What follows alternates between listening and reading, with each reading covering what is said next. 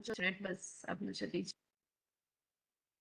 नमस्कार मित्रों, भारतीय विद्यापीठ और कम्युनिकेशन टुडे के संयुक्त तत्वावधान में संचालित की जा रही इस वेबिनार श्रृंखला में आप सभी का हार्दिक स्वागत, अभिनंदन। आज वेबिनार श्रृंखला की हमारी ये 206वीं कड़ी है, 206। लगभग 5.5 वर्ष पहले शुरू हुआ हमारा वैचारिक अभियान आज निरंतर संचालित किया जा रहा है। और जैसे कि हमारी परंपरा है, हर एपिसोड की शुरुआत में हम सरस्वती वंदना से अपना कार्यक्रम शुरू करते हैं। मैं अनुरोध करूंगा भारतीय विद्यापीठ के school of journalism mass communication में सहायक प्रोफेसर प्रियंका सिंह से कि वे सरस्वती वंदना की प्रतीकात्मक प्रस्तुति के साथ आज के कार्यक्रम को शुरू करें। शिक्षक के साथ साथ वे अपने संस्थान की जनसंपर्क अधिकारी के रूप में भी कार्य कर रही हैं। रेडियो पॉडकास्टिंग पर पीएचडी के लिए पंजीकृत हैं और शिक्षण में आने से पहले आप रेडियो इंडस्ट्री के साथ सक्रिय रूप से जुड़ी हुई थी और आरजे प्रियंका के रूप में भी अपने शोज करती रही हैं। मैं उनसे अनुरोध करूंगा कि सरस्वती वंदना की प्रस्तुति के साथ आज के हमारे इस कार्यक्रम को शुरू करें। Priyanka ji. Thank you so much, sir. It gives us immense pleasure to welcome you all in this media webinar. So let's remember Maa Saraswati through this vandana. इतनी शक्ति हमें दे न दाता, मन का विश्वास कमजोर होना, हम चले के रास्ते पे हमसे भी कोई भूल होना। इतनी शक्ति हमें दे न दाता, मन का विश्वास कमजोर होना, हम न सोचे हमें क्या मिला है, हम ये सोचे कि अब क्या है दर्पण, फूले खुशियों के बाटे सभी को, सबका जीवन ये बन जाए मधुबन, अपनी करुणा का जल तू बहा दे, कर दे पावन हर के मन का कोना, हम चले के रास्ते पे हमसे भूल कर भी कोई भूल होना, हम चले के रास्ते पे हमसे भूल कर भी कोई भूल होना। By this, I welcome you all in our 206 media webinar on the Indian cinema through the lens of Natya Shastra. With pride, we announce that the Communication Today, which is a 30-year-old bilingual media quarterly journal considered as a lighthouse of media professionals, and Bharati Vidyapeeth Institute of Computer Application Management, New Delhi, which is a 60-year-old institution, have hands joined together to organize this media lecture series in online mode. So today we have with us an eminent speaker, Dr. Vikas Sir, Assistant Professor in Department of Journalism and Mass Communication at Guru Ghasidas Vishwavidyalaya, Bilaspur, Chhattisgarh. Sir, we welcome you all in this webinar on which you are going to discuss about ancient principle of Natya Shastra, eliminate the art and storytelling of Indian cinema. Let's give a warm welcome and begin this.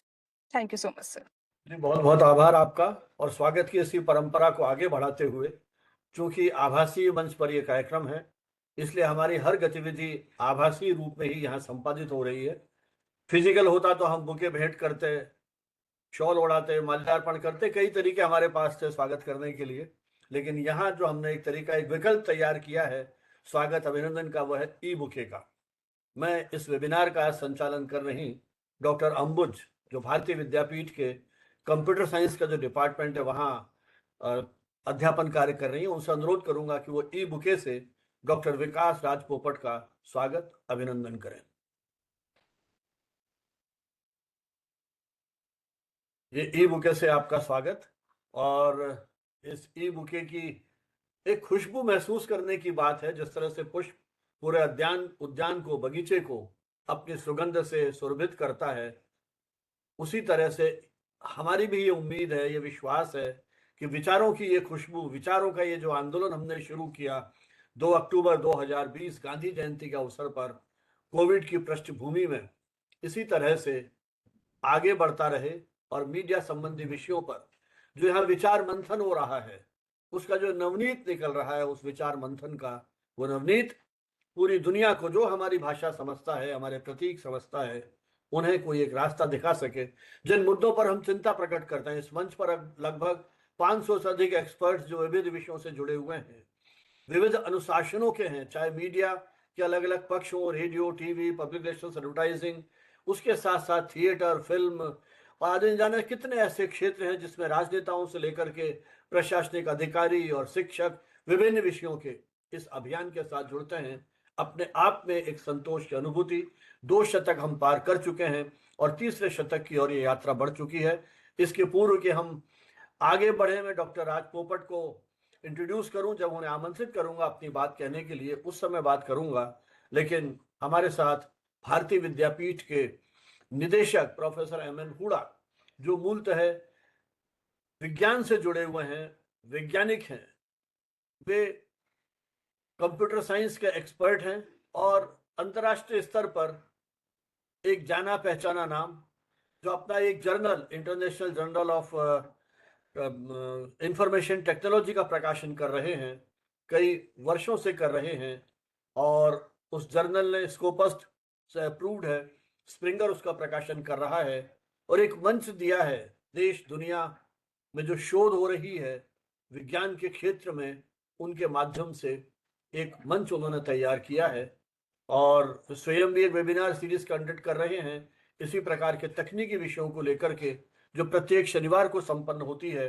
और संयोग से हमारा जब शतक पूरा हुआ webinar श्रृंखला का, उस समय प्रोफेसर हुडा ने हमें अपने साथ जोड़ा और अपने हर संसाधन उपलब्ध कराया और हम इस यात्रा को सामूहिक रूप से कम्युनिकेशन टुडे और भारतीय विद्यापीठ इस यात्रा को आगे बढ़ा रहे हैं, जहां देश के विभिन्न अंचलों से विद्यार्थियों, मीडिया प्रोफेशनल, शिक्षकों के अलावा उनके विद्यार्थियों का भी एक बड़ा समूह हमारे साथ जुड़ता है और इस यात्रा को हम आगे बढ़ा रहे हैं। मैं अनुरोध करूंगा प्रोफेसर हुडा से, हालांकि वो यात्रा में है, इस विकल्प का यही बहुत बड़ा लाभ यह है, हम एयरपोर्ट हैं, बस स्टैंड हैं, कहीं भी हैं, दुनिया किसी कोने में है, हम यदि अपने पास सिग्नल की स्ट्रेंथ अच्छी है, वाईफाई या मोबाइल डेटा ठीक है, तो हम अपने समूह के साथ, ग्रुप के साथ संवाद कर सकते हैं। अभी आप रोहतक से वापस आ रहे हैं, ऑन द वे हैं, लेकिन फिर भी आपने समय दिया। मैं अनुरोध करूंगा प्रोफेसर हुडा से एक स्वागत उद्बोधन के लिए। Professor M N. Hooda. Thank you so much, Manavat sir. And at the outset, let me take this opportunity to welcome today's valued speaker, who has very kindly consented for 206th episode of this webinar, Dr. Vikas Raj Popat, who is Assistant Professor in Department of Journalism and Mass Communication at Guru Ghasidas Vishwavidyalaya, Raipur. And Dr. Vikas, I have been part of this university for almost 3 years tenure as member of BOS of Computer Engineering and both Computer Science Department. So thank you so much for having agreed to our invitation. Banavat sir is such a magnetic personality that you identify a topic, identify an expert. Banavat sir will find a way to invite him and ensure that the webinar is being conducted on this particular platform. Thank you so much. I also would like to take this opportunity to welcome all the participants who have joined this webinar from various parts of the country. Thank you so much for joining us. As Banavat sir has already told, that this webinar, which is 206th episode of the media webinar, which is jointly being conducted by Communication Today, which is the pioneering baby of Professor Banavat sir and Bharati Vidyapeeth together. Let me admit and tell you that as a student of computer science and as a teacher working since last almost 31 years, I have been conducting a technical webinar series for which 216 episodes have already been conducted last Saturday. I will tell you that organizing a webinar, inviting speakers, scheduling it on a platform, and maintaining its sustainability is not an easy task. When I saw Professor Banavat doing it, I was just astonished that how a professor who is superannuated is maintaining the sustainability and continuity of such a lecture series in such a benevolent way. But it was so eye-opening for me that individually he is doing. So I invited him and offered him that it is your baby. You are doing this webinar, that Bharati Vidyapeeth, for its own benefit, for the purpose of developing a culture of knowledge dissemination, not only amongst the peer professional, but also amongst the students and the teachers. We want to join hand. And finally, he readily agreed, and we are together doing it since 101th episode. Dear friends, today's topic, which is primarily on Indian cinema through the lens of नाट्य शास्त्र, नाट्य शास्त्र के lens से cinema की situation को देखनी है और आज के इस 21st सेंचुरी 21वीं सदी के कॉन्टेक्स्ट में देखनी है, जिसको हम डिजिटल एज कहते हैं। आप ये देखें, मैं हमेशा कहते आया हूं कि हमारे आसपास चीजें बदल रही हैं और बहुत तेजी से बदल रही हैं। मैं कहता हूं कि there is nothing constant on this earth except change. So let's accept changes upfront. Otherwise, we all of us will get changed. The rapidly changing technological ecosystem will change us. And that's why I say that इंसान घर बदलता है, लिबास बदलता है, रिश्ते बदलता है, दोस्त बदलता है, फिर भी परेशान क्यों रहता है? क्योंकि हम अपने आप को नहीं बदलते। And that's why it is said that Umar भर गालिब यही भूल करता रहा, धूल चेहरे पे थी और मैं आईना साफ करता रहा। हम ये कहते फिरे कि नाट्य शास्त्र बहुत अच्छा था या नाट्य शास्त्र बहुत खराब था और सिनेमा में बहुत अच्छा हो गया, या इंडियन सिनेमा में बहुत सारी ऐसी चीजें हैं जो नहीं होनी चाहिए, जो नाट्य शास्त्र से बाहर आने की वजह से हो गई हैं। ये सब हमारे कहने, समझने, सोचने की भूल है या हमारे सोचने का फर्क है। इनफैक्ट जब वक्त के चलते हुए धारे के साथ अगर हम अपने आप को न बढ़ाएं और आगे न बढ़ें और चेंजेस न करें, तो शायद हम इस बदलते परिवेश में पीछे रह जाएंगे। ये उसी बदलते परिवेश का हिस्सा है कि हमारे पास जो बदलाव आ रहा है, मीडिया के डोमेन में बदलाव आ रहा है। इवन अगर सिनेमा को देखें तो पिछले 20 साल पहले का सिनेमा, 10 साल पहले का सिनेमा और आज के जो सिनेमेटिक वर्ल्ड है, इसमें कितना बदलाव आ गया है। ये बदलाव हमारी जिंदगी का हिस्सा है, लेकिन इस बदलाव से समाज में जो पॉजिटिव मैसेज आ रहा, जो चेंजेस आ रहे हैं, समाज में लोगों की जो इनरिचमेंट हो रही है, दैट मस्ट बी एप्रिशिएटेड। और मैं हमेशा ये कहता हूं कि ये सब हमारे उस जज्बात का हिस्सा है, उस एहसासात का हिस्सा है जो हम समाज तक पहुंचाना चाहते हैं। और शायद यही पर्पस है, जिस पर्पस को हम सिर्फ शब्दों में व्यक्त करके नहीं, बल्कि हम उससे पोर्ट्रे करके, हम उसे दर्शा के, हम उसको एक रूपांतरित करके लोगों के सामने प्रेजेंट करके मोर इफेक्टिव बनाना चाहते हैं। Thank you so much. And बनावत सर के बारे में क्या कहना, आप इमेजिन करें कि 3 दहाई से कम्युनिकेशन टुडे चलाना, ये भी कोई दूसरा नहीं बता सकता। मैं खुद एक इंटरनेशनल जर्नल इंफॉर्मेशन टेक्नोलॉजी में रन कर रहा हूँ, फाउंडर एडिटर इन चीफ हूँ, और मुझे पता है कितनी कठिनाइयों से गुजरना पड़ता है, किन किन मुश्किलों का सामना करना पड़ता है। और इन सब मुश्किलों का सामना बनावत सर सुपर अन्वेषण के साथ कर रहे।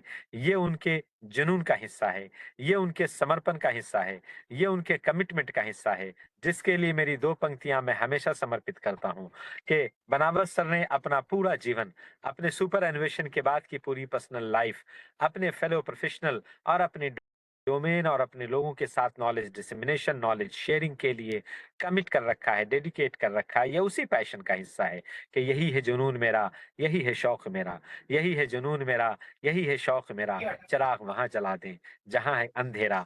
सो डियर फ्रेंड्स, बहुत मेहनत के साथ ये एपिसोड आफ्टर एपिसोड ऑर्गेनाइज किए जा रहे हैं। देश के जाने माने वक्ता इस प्लेटफॉर्म पे लाए जा रहे हैं। अभी बनावत सर ने जैसा बताया, 500 से ज्यादा स्पीकर इस प्लेटफॉर्म पे आए हैं। और इमेजिन कीजिए, सभी स्पीकर्स की वीडियो रिकॉर्डिंग इस वेबिनार के माध्यम जो वेबसाइट पे अवेलेबल है। और ये इतनी सारी अनथक मेहनतें, कोशिशें, एफर्ट्स तभी साकार समझ में आएगी, तभी यूजफुल समझ में आएगी जब आप लोग अटेंड करें, अपने फ्रेंड्स, अपने कलीग्स, अपने स्टूडेंट्स के साथ इसे शेयर करें, इनकरेज करें। इतना बड़ा रिपोजिटरी जहां इतने अकॉम्प्लिश्ड एक्सपर्ट्स अलग अलग टॉपिक्स पे, डोमेन के और अलग अलग मौके पे, अलग अलग ओकेजन पे अपना वक्तव्य दिया है, वो एक जगह कहीं मिलेगा तो वो सिर्फ यही प्लेटफॉर्म मिलेगा। तो हमारे प्लेटफॉर्म से जुड़े रहिए, ये हमारे मनोबल को बढ़ाता है, हमें इनकरेज करता है और हम सब मिलके बनावत सर के एनर्जी में कुछ तो कंट्रीब्यूट करते रहें, ताकि वो जो इतना प्रयास इस उम्र में कर रहे हैं, इस एज में कर रहे हैं और अपने को कमिट और डेडिकेट कर रखा है, वो सार्थक हो सके और हम उससे मैक्सिमम बेनिफिट उठा सकें। Thank you so much, wish you all the best. हमारे प्लेटफॉर्म से जुड़े रहिए। लगभग हर हफ्ते कम से कम 1 नहीं तो 2 ऐसे वेबिनार्स होते हैं जिनको आप अटेंड कीजिए और अपने दोस्तों के साथ शेयर कीजिए। God bless you all. Over to you Banawat sir. चलिए, बहुत बहुत आभार आदरणीय हुडा साहब, आपका ये आह्वान कि अंधेरे में चिराग जलाएं, और यह संभव है एक सामूहिक संकल्प शक्ति और सामूहिकता के उस भाव से। जैसा आपने कहा कि ये सारे डेरिवेशन हमने रिकॉर्ड कर रखे हैं कम्युनिकेशन टुडे की वेबसाइट communicationtoday.net, वहाँ ये उपलब्ध हैं। आप हमारा ये यूट्यूब जो है चैनल, उसको सब्सक्राइब करें और जितने अधिकतम मित्रों के साथ शेयर कर सकते हैं, क्योंकि वो मूलतः है मीडिया संबंधी विषयों को ही हम आगे बढ़ा रहे हैं। जैसा कि आप जानते हैं, आज का हमारा विषय Indian cinema through the lens of नाट्य शास्त्र। नाट्य शास्त्र पर हालांकि हम जो हमारे पिछले जो एपिसोड थे, विशेषकर 27 मार्च को जो अंतर्राष्ट्रीय या वैश्व रंगमंच दिवस सेलिब्रेट किया जाता है, तो पूर्व के कुछ अवसरों पर हमने स्पेशली नाट्य शास्त्र पर बात की है। लेकिन नाट्य शास्त्र और फिल्म के पारस्परिक संबंधों को हम पहली बार डिस्कस कर रहे हैं डॉक्टर विकास राज पोपट के माध्यम से। ये विषय उन्होंने ही सुझाया था मुझे, तो मुझे विषय बहुत अच्छा लगा कि किस तरह से हम हमारे जो प्राचीन ग्रंथ है भरत मुनि का नाट्य शास्त्र, इसके माध्यम से सिनेमा का अध्ययन करें। भारतीय सिनेमा केवल मनोरंजन का माध्यम नहीं है, बल्कि हमारी सांस्कृतिक चेतना, परंपरा और भावनात्मक संरचना का सशक्त दर्पण भी है। यदि हम भारतीय सिनेमा की जड़ों को समझना चाहते हैं, तो हमें नाट्य शास्त्र की ओर देखना ही पड़ेगा। यह वह ग्रंथ है जिसे महर्षि भरत मुनि ने लिखा था। भारतीय रंग कला, अभिनय और भावाभिव्यक्ति का ये मूल आधार है। नाट्य शास्त्र को विश्व का पहला रंगमंची और प्रदर्शन कला का एक व्यवस्थित ग्रंथ माना जाता है। इसमें नाटक, नृत्य, संगीत, अभिनय, मंच सज्जा, वेशभूषा और दर्शकों की मनोवैज्ञानिक प्रतिक्रिया तक का विस्तृत व्यापक विश्लेषण मिलता है। ये केवल एक तकनीकी ग्रंथ नहीं है, बल्कि मानव भावनाओं और उनके संप्रेषण का वैज्ञानिक विश्लेषण भी प्रस्तुत करता है।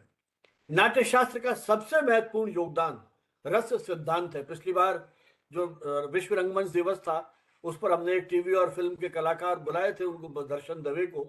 जब मैंने उनसे भी बात की थी नाट्य शास्त्र को लेकर के और उनके पाठ्यक्रम को लेकर के, तो उन्होंने भी ये कहा था कि हम मूल रूप से, क्योंकि वे स्वयं एक एकेडमी चला रहे हैं, तो उन्होंने बताया कि वो रसों की बात अवश्य करते हैं। तो रस सिद्धांत बहुत ही महत्वपूर्ण योगदान मुझे लगता है कि नाट्य शास्त्र का है। और हम भी जब साहित्य का अध्ययन करते थे, विशेषकर हिंदी साहित्य का, तो वहां तो रस सिद्धांत का पूरा एक पेपर ही अलग से है। तो बहुत ही कहना चाहिए कि आधारभूत ये विषय है रस सिद्धांत का, जिसको हमारे यहाँ अध्यापन का एक केंद्र बनाया गया है। तो भरत मुनि का यह मानना था कि कला का अंतिम उद्देश्य रस की अनुभूति करना है। उन्होंने 9 प्रमुख रसों का वर्णन किया, जिसमें श्रृंगार है, हास्य है, करुणा है, रौद्र है, वीर है, भयानक है, आपके विभत्स, अद्भुत रस और शांति रस। हालांकि जब हम सूरदास को पढ़ते हैं, तो वात्सल्य को भी, जिस तरह से उन्होंने कृष्ण की बाल लीलाओं का वर्णन किया है, तो हमारे यहाँ कई आलोचकों ने, समीक्षकों ने वात्सल्य को भी एक 10वें रस के रूप में कहा है। लेकिन मूल रूप से ये 9 रस हमारे यहाँ पर माने जाते हैं, और सिनेमा में इन 9 रसों का उपयोग भरपूर होता है। ये सब हम देख सकते हैं, मतलब उस थ्योरी को आप समझ सकते हैं। रोमांटिक फिल्म है तो श्रृंगार रस होगा, कॉमेडी फिल्म है तो हास्य होगा, सामाजिक या त्रासदी है तो करुण होगा, देशभक्ति की फिल्म है तो वीर रस होगा। तो बॉलीवुड और क्षेत्रीय सिनेमा की जो फिल्में हैं, उनमें आप आराम से इन सारे दृश्यों को देख समझ सकते हैं। यही कारण है कि भारतीय फिल्मों में भावनात्मक जो उसका एक पक्ष है, वो बहुत प्रबल और महत्वपूर्ण होता है। नाट्य शास्त्र में अभिनय को भी 4 भागों में विभाजित किया गया है। आंगिक अभिनय, मतलब जो आप जैसे बॉडी लैंग्वेज कहते हैं, आपके हाव भाव मुद्राएं जो हैं, वो अभिनय में उसकी बड़ी महत्ता है और फिल्मों में भी उसकी महत्ता है। फिर वाचिक अभिनय, आपका संवाद, मॉड्यूलेशन, जब हम कम्युनिकेशन की बात करते हैं तो मॉड्यूलेशन की बात भी करते हैं ना, आवाज का जो आरोह अवरोह है। फिर आहार्य अभिनय, वेशभूषा और मेकअप, मैं कई बार देखता हूँ छोटे छोटे बच्चों को जब स्कूल जाते हैं तो जो महत्वपूर्ण अवसर है वहां उन्हें उसी तरह का एक तरह से ड्रेसेस, कृष्ण जन्माष्टमी का समय है तो कृष्ण की ड्रेस पहन के जाएंगे, अलग अलग त्योहारों को सेलिब्रेट कर रहे हैं, 25 दिसंबर है तो वो सांता क्लूज बन करके आ रहे हैं।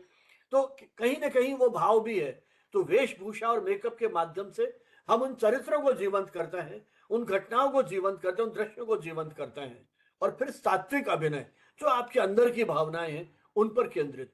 तो भारतीय सिनेमा में ये चारों तत्व जो रंगमंच को लेकर भले ही लिखे गए हों, लेकिन सिनेमा में आप देख सकते हैं एक अभिनेता की आंखें किस तरह से वो अपने आंखों से बात करता है ना। साहित्य में तो मैंने बहुत पढ़ा है ना। अभी समय नहीं है तो बहुत सारे उदाहरण दे करके बताता आपको कि कैसे साहित्य में नायक नायिकाएं केवल इशारों से बात कर रहे हैं और किसी को पता ही नहीं चल रहा है ना। तो एक अभिनेता किस तरह से नेत्रों के माध्यम से बात करता है, कैसे वो अपने डायलॉग्स बोलता है, कैसे वो सेट तैयार किए जाते हैं, किस तरह की उसकी वेशभूषा या पोशाक होती है, और भावनाओं की प्रबलता, भावनाओं की गहराई कितनी होती है।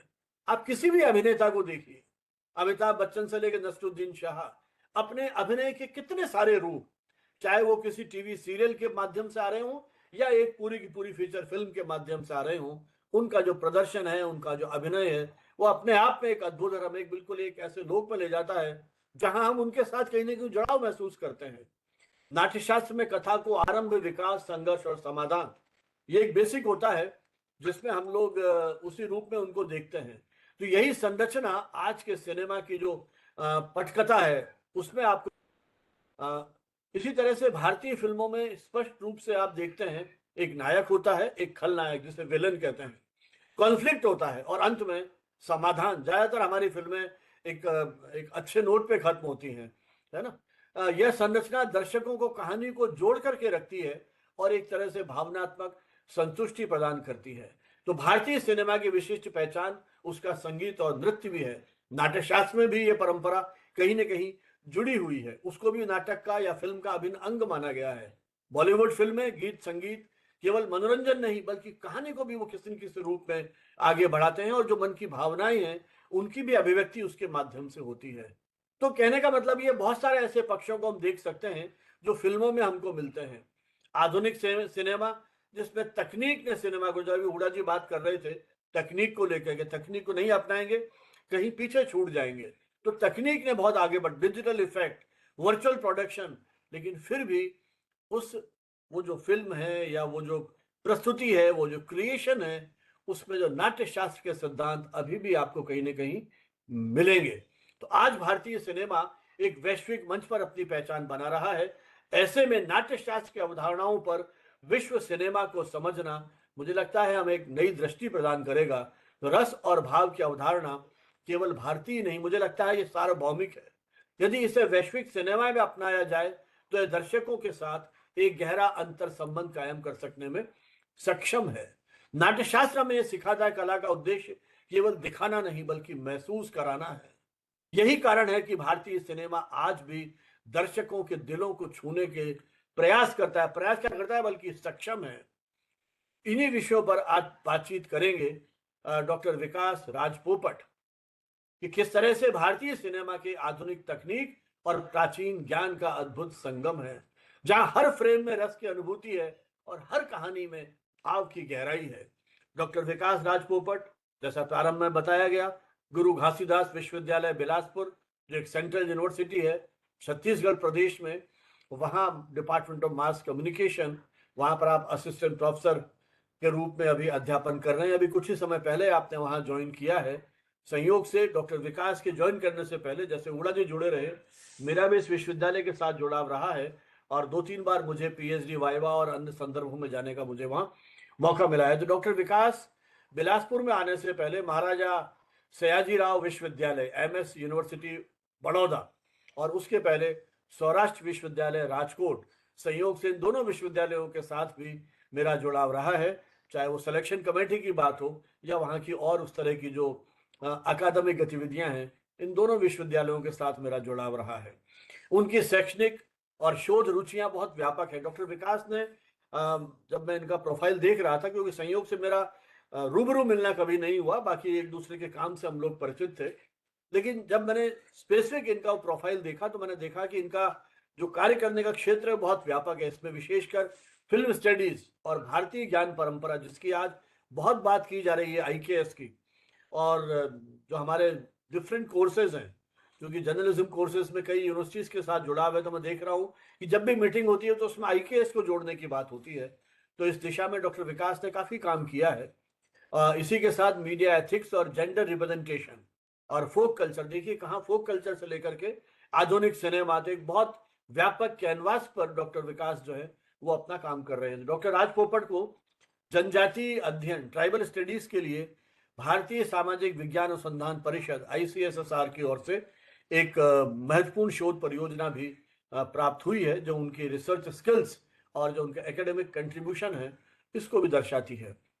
एकेडमिक फील्ड के साथ साथ वो क्रिएटिव मीडिया में भी एक तरह से जुड़े हुए हैं। फीलिंग्स गुजराती एक पत्रिका है, उसके लिए आप फ्रीलांस कॉरेस्पॉन्डेंट के रूप में कार्य करते हैं, और सिने गुजराती एक फिल्म की मैगजीन है, उसमें भी कॉलम राइटिंग से जुड़े हुए हैं। इस प्रकार शोध और मीडिया प्रैक्टिस के बीच में एक महत्वपूर्ण पुल के रूप में आप ज्ञान और अभिव्यक्ति के नए आयाम प्रस्तुत कर रहे हैं। मैं डॉक्टर विकास राज पोपट से अनुरोध करूंगा कि वो जो उनका पूरा एक योगदान है या जो अध्ययन है, जिस तरह से आपने इन सारी चीजों को देखा, समझा, परखा है, अपने अनुभव हमारे साथ साझा करें। Doctor Vikas. Thank you very much sir. मैं अपनी स्लाइड वापस से प्रेजेंटेशन शेयर नहीं कर पा रहा हूँ, उसके राइट्स प्लीज दीजिएगा।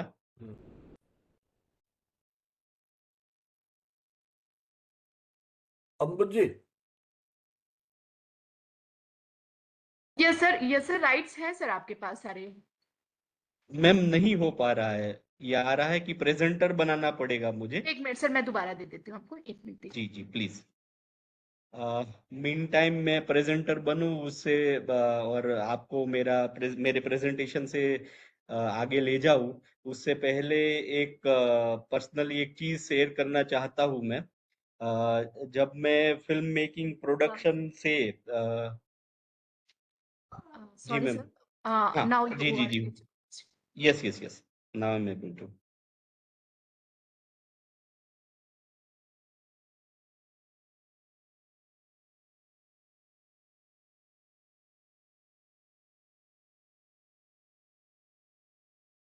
जी तो उससे हटके जब एकेडमिक्स में जाने के लिए मैंने फुल टाइम सोचा, तो एकेडमिक्स में आने के वक्त मीडिया और कम्युनिकेशन के फील्ड में जो अच्छा काम कर रहे प्लेटफॉर्म से मुझे रूबरू होना था, और उसी सर्च में मैं पहुंचा कम्युनिकेशन टुडे में।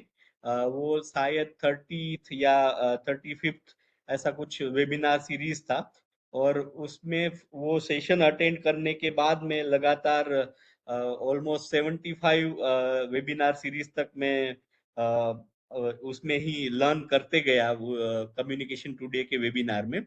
तो सर को, संजीव सर को, हुडा सर को, सबको बहुत बहुत धन्यवाद कि आपने एक ऐसा प्लेटफॉर्म बना के रखा है जो मेरे जैसे नए जो एकेडमिक्स में आए लोग हैं उनको भी लगातार सीखने का मौका देते रहे। तो मैं एक ऑडियंस था कम्युनिकेशन टुडे का, और आज मैं स्पीकर हूँ। तो उसके लिए भी प्रोफेसर संजीव को मैं बहुत बहुत शुक्रिया कहना चाहूंगा कि सर आपने मुझे ये अपॉर्चुनिटी दी। हम लोग आज जो बात करने वाले हैं वो है नाट्य शास्त्र के लेंस से कैसे इंडियन सिनेमा को देखें। और इंडियन सिनेमा की बात हो कि नाट्य शास्त्र की बात हो तो कहानी तो पहले होनी चाहिए। तो हमारी बात की शुरुआत ही हम कहानी से करेंगे। एक समय था कि जब गॉड्स, जो भगवान है, वो और ह्यूमंस दोनों एक दूसरे से अच्छे से जुड़े हुए थे। आज थोड़ा डिस्टेंस ज्यादा बढ़ गया है, पर वो समय था कि जब gods and humans were connected deeply. But उस टाइम पे गॉड्स ने देखा कि ह्यूमंस को कैसे बिहेव करना है, कैसे अपने इमोशन को एक्सप्रेस करना है, कैसे कैसे एथिकल जिंदगी को जीना है, उस चीज की कमी लगातार होती हुई उन्होंने आइडेंटिफाई की। और उस आइडेंटिफिकेशन के बाद God's as always Brahma ji के पास पहुंचे कि ब्रह्मा जी इस चीज का कुछ समाधान लाइए मानव जो है वो धीरे धीरे एथिकल बिहेवियर से अपने इमोशनल एक्सप्रेशन को एक्सप्रेस करने में धीरे धीरे वो गलतियां करते जा रहा है। तो इसका क्या समाधान किया जाए? तो ब्रह्मा जी ने फिफ्थ वेद का क्रिएशन किया। वो फिफ्थ वेद है, वो नाट्य शास्त्र है। पर ये जो वेद है, उस वेद को बनाने में ब्रह्मा जी ने थोड़ा सा एक अपने अप्रोच में बदलाव किया। उन्होंने उस वेद को इस तरह से नहीं बनाया कि जो जिस ढंग से चारों वेद, पहले के जो चारों वेद थे वो थे। क्या क्या बदलाव था नाट्य शास्त्र वो फिफ्थ वेद में, उसके बारे में भी हम बात करेंगे। पर उन्होंने ब्रह्मा जी ने उस फिफ्थ वेद का सर्जन करने के बाद भरत मुनि को ये एंट्रस्ट किया कि आप अब इसका आप टेक केयर कीजिए इस फिफ्थ वेद का। तो भरत मुनि ने क्या किया? भरत मुनि और उनके साथ जुड़े हुए जो परफॉर्मर्स थे, उन्होंने क्या किया कि उन्होंने एक नाट्य का सर्जन किया, और नाट्य का सर्जन करके उसका फिर डेमोन्स्ट्रेशन किया, उसका मंचन किया उस नाट्य का। और वो नाट्य का मंचन जब इंसानों के सामने पहली बार हुआ, तब भरत मुनि भी अमेज्ड थे, उनके साथ जो जुड़े हुए कलाकार थे वो भी अमेज्ड थे, और गॉड्स भी अमेज्ड थे। क्योंकि कुछ ऐसा हुआ उस नाट्य के द्वारा, कुछ ऐसा इंसानों में हुआ जिसके कारण भरत मुनि को एक इंसाइट मिला कि क्या हो सकता है नाट्य शास्त्र में। तो उन्होंने क्या देखा ऑडियंस में? उन्होंने देखा कि ऑडियंस जो एक कहानी जो चल रही थी, जो मंच पे जो कहानी चल रही थी, उस कहानी से इतने प्रभावित हो रहे थे, इतने प्रभावित हो रहे थे, वो उस रस का पान कर रहे थे, उस रस को महसूस कर रहे थे, और उस रस के पान के साथ उनमें कुछ कुछ कुछ बदलाव आ रहा था। तो भरत मुनि ने वहां से उस थ्रेड को पकड़ लिया, उनका रिसर्च, उनका वो जो केस स्टडी है वो बन गया, और उन्होंने फिर नाट्य शास्त्र की जो हम लोग कहते हैं कि नाट्य शास्त्र की उनका सर्जन किया उन्होंने। अब मैं आपको मेरे स्लाइड्स में ले जाता हूँ आगे, और मैं पहला आप लोगों को सवाल पूछना चाहता हूँ कि हमें फिल्म्स क्यों मूव करती है? ऐसा क्या हो जाता है कि हमें पता है कि ये जो स्क्रीन पे चल रहा है वो रील है, वो रियल नहीं है, फिर भी हम इमोशंस को महसूस करते हैं। जब उस पर्दे पे जो कुछ हुआ उसको देख के हम रोते भी है, हम हंसते भी है, हम गाते भी है, हम झूमते भी है, हम उदास भी हो जाते हैं। ऐसा तो क्या होता है उस पर्दे पे जिसके कारण ये सब कुछ होता है? ये सवाल हमारे सामने सबसे इम्पोर्टेंट है। तो जो रील पे हो रहा है वो इमोशन तो नकली है ना, आर्टिफिशियल है। पर वो करता क्या है? वो जो आर्टिफिशियल इमोशन है वो ऑडियंस में रियल इमोशंस को जनरेट कर देता है। क्यों? कैसे? इस चीज को हमें समझने की आज कोशिश करनी है। और उस चीज को समझने की कोशिश करें उससे पहले नाट्य शास्त्र में क्या है उसका एक स्निपेट सा हम ले लेते हैं कि नाट्य शास्त्र में कुल मिला के 6000 जितने पोएटिक वर्सेस है, और कुल मिला के 36 चैप्टर्स है। और इन 36 चैप्टर्स में हमें drama, dance, music, acting, stage craft, और सबसे इंपॉर्टेंट बात ऑडियंस साइकोलॉजी के बारे में भी बहुत सारी इंसाइट्स मिलती है। तो ये है ब्यूटी नाट्य शास्त्र की कि वो एक होलिस्टिक अप्रोच से बात करता है, हर एक छोटे से छोटे पहलू पे बात करता है। और सबसे important, again I repeat my self, कि उसमें ऑडियंस साइकोलॉजी का भी एक बहुत ही महत्वपूर्ण हमें शिक्षा हमें नाट्य शास्त्र के माध्यम से मिलती है। और अगर नाट्य शास्त्र को हम समझे तो नाट्य शास्त्र एक एनसाइक्लोपीडिया की तरह हर एक आर्ट फॉर्म के लिए इंपॉर्टेंट हो जाता है, वो थिएटर हो, पोएट्री हो, म्यूजिक हो, डांस हो। और हम सब लोग जानते हैं कि सिनेमा जिसको हम सेवंथ आर्ट फॉर्म मानते हैं, उसके पहले के जो 6 के 6 आर्ट फॉर्म है उनको मिला के जो ये 7वां आर्ट फॉर्म बनता है सिनेमा, जिसमें टेक्नोलॉजी भी जुड़ती है, जिसमें टेक्निकल एस्पेक्ट्स भी जुड़ते हैं। तो इस नाट्य शास्त्र के एनसाइक्लोपीडिया में, आर्ट्स के इस एनसाइक्लोपीडिया में हमें बिल्कुल ही सिनेमा को गिनना पड़ेगा। We must count cinema. और उसी चीज की आज एक कोशिश मैं आपके सामने प्रस्तुत कर रहा हूं कि कैसे सिनेमा को भी आर्ट्स का एनसाइक्लोपीडिया जो है नाट्य शास्त्र, उसका एक इम्पोर्टेंट हिस्सा हमें मान के चलना है। हम रूट वर्ड को समझ लेते हैं। नाट्य का जो रूट वर्ड है वो नट है संस्कृत में, जिसका मतलब है टू रिप्रेजेंट, राइट। हमें सबको पता है कि जो आर्ट है वो, जैसे हम एरिस्टोटल का रेफरेंस ले, पोएटिक्स का रेफरेंस ले, तो हम जानते हैं कि एरिस्टोटल कहते थे कि it is an imitation of life. जब हम नाट्य शास्त्र की बात करते हैं तब हम बात करते हैं कि इट रिप्रेजेंट्स लाइफ, राइट। तो नाट्य शास्त्र का जो रूट फॉर्म है, रूट जो वर्ड है वो है नट, जिसका मतलब होता है टू एक्ट, टू परफॉर्म और टू रिप्रेजेंट, राइट। अब इस कहानी को मैंने आपको बताया, ब्रह्मा जी की कहानी को। तो ब्रह्मा जी ने जो इस फिफ्थ वेद का सर्जन किया था, वो सर्जन किस चीज के लिए किया था? एंटरटेन टू द पीपल, वो तो था, क्योंकि उसको उस तरह से उतना सीरियस अप्रोच के साथ, या उतने ज्यादा हम जैसे बोले डिडक्टिक अप्रोच के साथ जिसमें उपदेश दिया जाए, वैसे अप्रोच के साथ इसका सर्जन नहीं किया गया था। तो एंटरटेनमेंट था उसका, एक वन ऑफ द गोल्स तो था ही था, बट उससे भी जो ज्यादा बड़ा जो एनविजन किया गया था, जो गोल रखा गया था, वो था to instruct the society and to guide the people how to behave, है ना। तो मोरल बिहेवियर का गाइडेंस भी था इसमें। नाट्य वेदा में जो फिफ्थ वेद माना गया है, इसकी कहानी मैंने आपको ऑलरेडी बता दी है। तो ऋग्वेद में क्या है?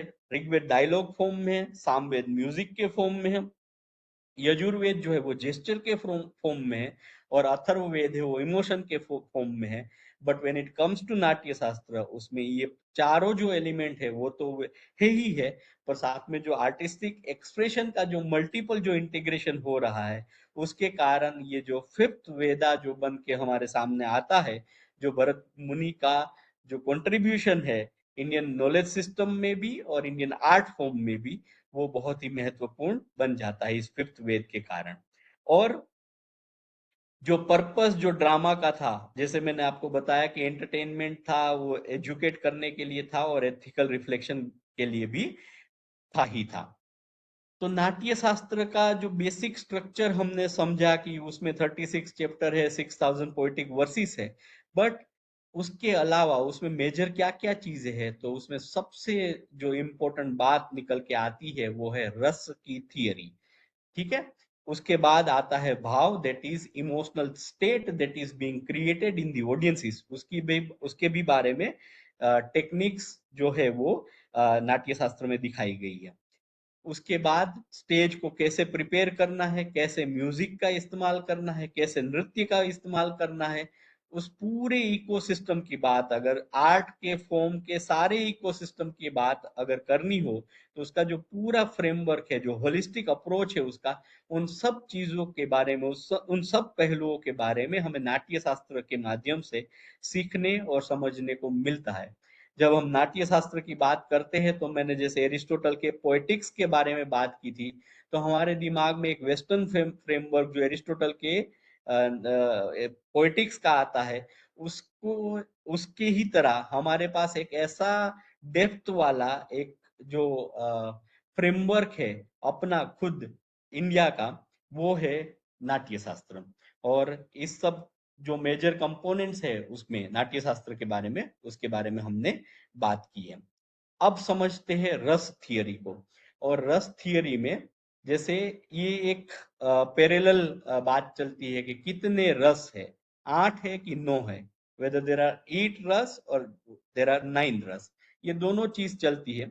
इनिशियली इट वाज फाउंड कि जो रस है वो 8 थे, जो पीस का, जो शांति का जो रस है 9th वाला, उस रस को बाद में जोड़ा गया था उस 8 की जो फेरिस्त है उसमें, ऐसा कहा जाता है। We are not very much sure, we can't research about it कि पहले से ही 9 रस थे कि 8 रस थे।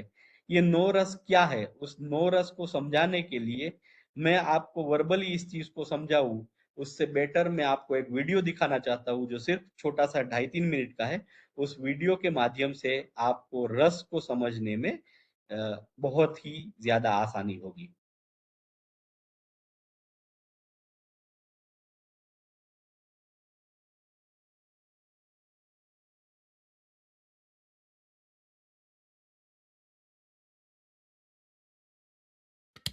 Navarasa. Nava means 9 and rasa is often translated as mood, emotion, or even sentiments. There are basically 9 rasas that humans show, and these are as follows. Shringara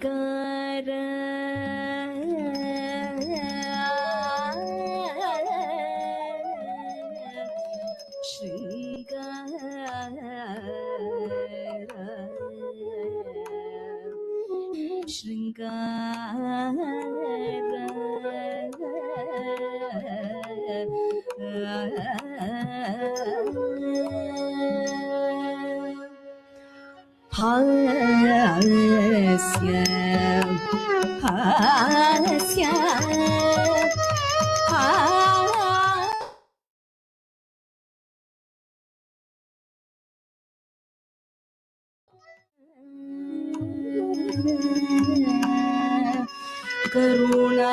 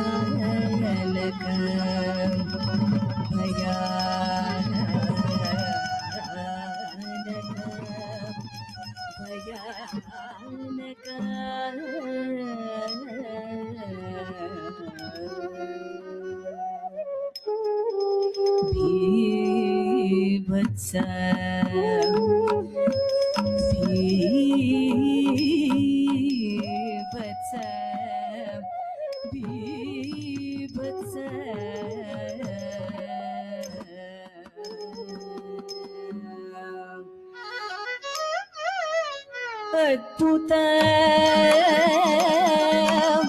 Adbhuta Adbhuta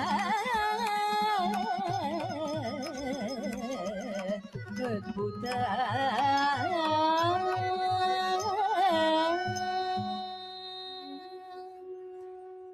Shanta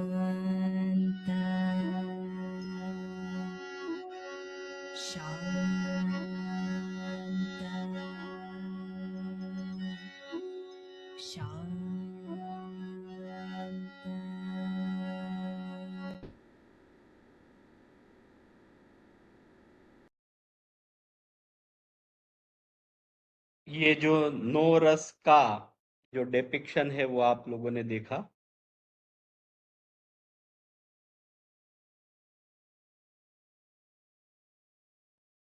और रस को भी हमने समझा कि वो जो एसेंस है, जो फ्लेवर है, जो टेस्ट है, जो मिलता है हमें, उसको हम रस कहते हैं। तो जो इमोशनल एक्सपीरियंस जो ऑडियंस को होता है, उस इमोशनल एक्सपीरियंस को अगर हम एक टर्मिनोलॉजी से समझे तो वो रस है। अब ये रस जो है वो ऑडियंस में ऑलरेडी था ही, पर जो मंचन हुआ, जो नाट्य उनके सामने प्रस्तुत हुआ, जो सिनेमा उनके सामने प्रस्तुत हुआ, जो आर्ट उनके सामने प्रेजेंट हुआ, उसके कारण उस रस का जो अवेकनिंग है ऑडियंस में, वो हमें मिलता है, वो उसके कारण होता है। रस को कैसे ऑडियंस में जनरेट करना है, उसके लिए भी भरत मुनि ने एक फ्रेमवर्क दिया। उस फ्रेमवर्क का सबसे पहला जो पहलू है वो है विभाव, जिसका मतलब ऐसा कि अगर हमने कोई एक सिचुएशन के बारे में बात की, एक ऐसी सिचुएशन क्रिएट की, एनवायरनमेंट क्रिएट की कि जहां ये रस की उत्पत्ति के लिए वो बेस बन सके। उसके बाद अनुभव, ये अनुभव है वो आर्टिस्ट के रेफरेंस से अनुभव को हमें समझना है कि वो एक्सप्रेस करते हैं, जो आर्टिस्ट है वो उस सिचुएशन में जो इमोशन है उसको एक्सप्रेस करके फिजिकली उनको सामने रखते हैं। और साथ में ही व्याभिचार भाव, दैट इज जो सपोर्टिंग एक्ट है, जैसे म्यूजिक हो गया, अगर सिनेमा के रेफरेंस में देखें तो व्याभिचार भाव है। इन सब के मिलान से जो रस की जो व्युत्पत्ति है वो ऑडियंस में हो सकती है। इस 9 रस के बारे में हमने बात की। मुझे आपको, क्योंकि अब जो मेरे पास समय है वो बहुत कम है, 7 से 8 मिनट है, तो मुझे आपको क्विकली सिनेमा के माध्यम की ओर ले जाना है। हमने जो बात की अभी तक वो मेनली फोकस थी नाट्य शास्त्र के ऊपर।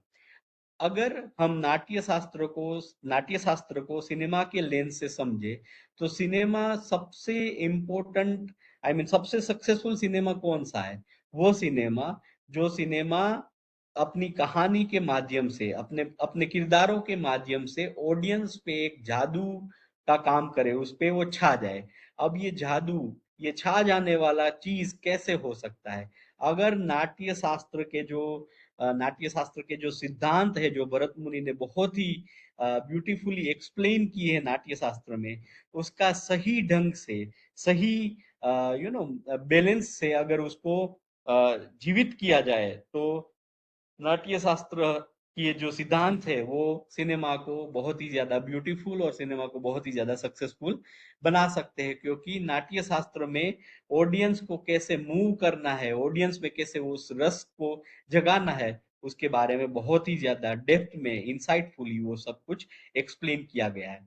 अगर श्रृंगार रस की हम बात करें तो श्रृंगार रस के एग्जाम्पल्स हमें बहुत सारे इंडियन सिनेमा में देखने को मिल सकते हैं। जैसे हम अगर बहुत ही पॉपुलर फिल्मों की बात करें तो दिल वाले दुल्हनिया ले जाएंगे, देवदास, हम दिल ले चुके सनम, ये सब जो सारी फिल्में हैं, ये कुछ ही नाम है। बाकी आप ऐसी हजारों फिल्म आप देख सकते हैं जिसमें हमें श्रृंगार रस का जो डेमोन्स्ट्रेशन, श्रृंगार रस की जो व्युत्पत्ति है वो हमें सिनेमा के माध्यम से देखने को मिल सकती है। सिमिलर वे करुण रस की अगर हम बात करें, करुण में सफरिंग, लॉस, इनजस्टिस, इन सब चीजों के बारे में हम जिक्र करते हैं। तो उसके अगर हम एग्जाम्पल्स देखें तो उसका सबसे बड़ा एग्जाम्पल मदर इंडिया है। तारे जमीन पर एक मॉडर्न सिनेमा है। मसान फिल्म, अगेन ये आज के जमाने की बहुत ही मॉडर्न फिल्म है।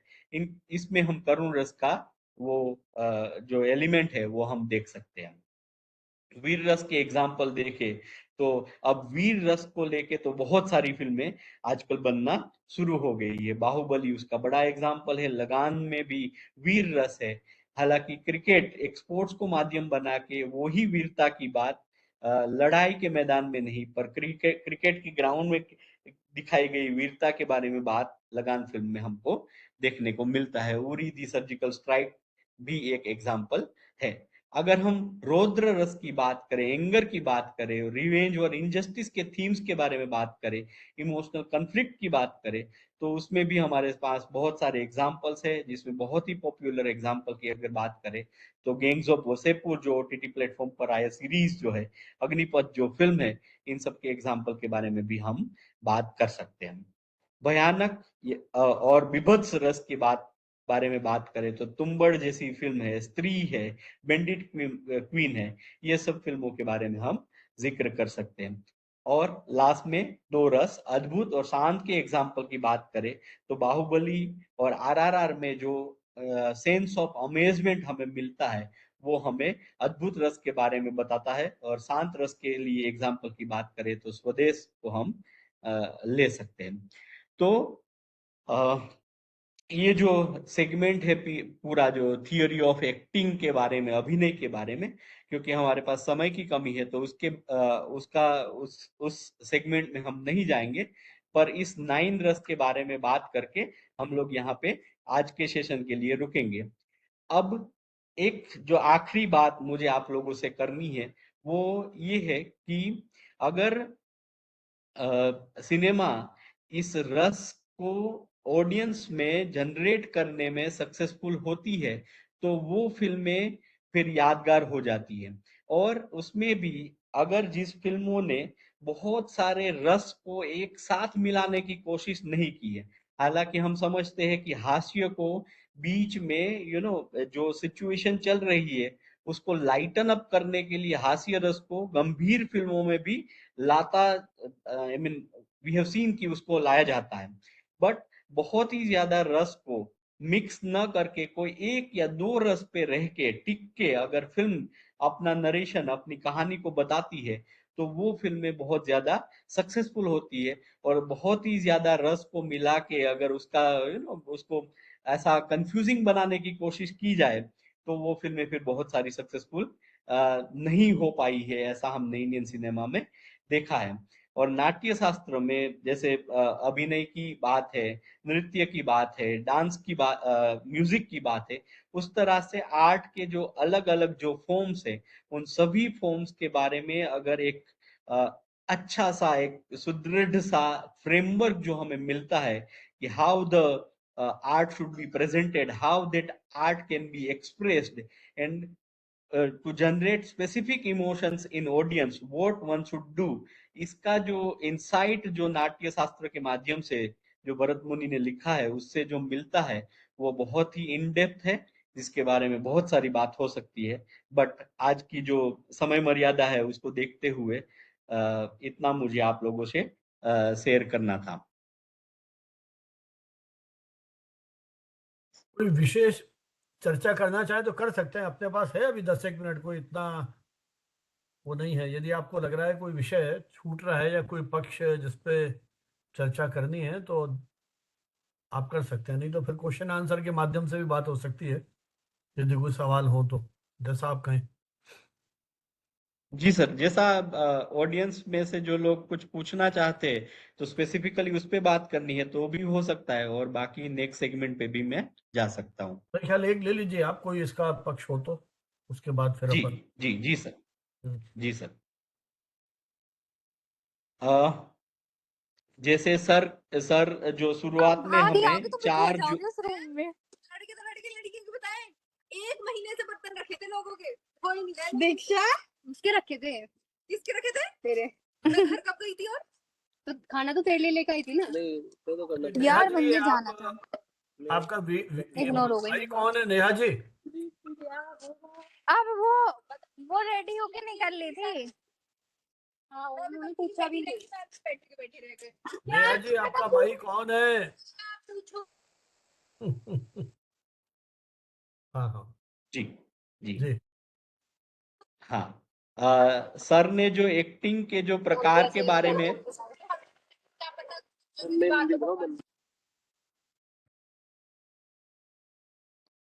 हाँ, एक्टिंग के जो टाइप के बारे में बात की थी, उसके बाद मैं एक और जो पहलू है उसके बारे में बात करना चाहूंगा, वो है ड्रामेटिक स्ट्रक्चर जो हमें मिलता है नाट्य शास्त्र के, भरत मुनि के नाट्य शास्त्र में, उसके बारे में हम बात करेंगे।